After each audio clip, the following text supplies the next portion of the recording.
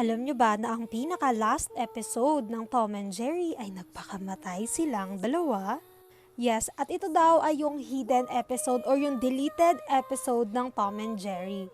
Sinasabi na na-achieve daw nilang lahat yung mga goal nila. Like si Tom, nakapag-asawa siya, yung nililigawan niya is napakasalan niya.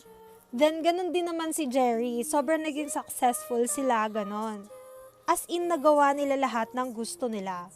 Tapos hanggang sa bored na sila, wala na silang magawa, then nalungkot sila. Yung wala na raw magawa si Tom and Jerry dahil nagawa na nila lahat ng gusto nilang gawin. Kaya naman umupo na lang daw sila sa rail tracks or sa riles and naghantay daw sila ng tren na sasagasa sa kanila. And hanggang sa may dumaan ngang tren at ayun, namatay si Tom at si Jerry and the end.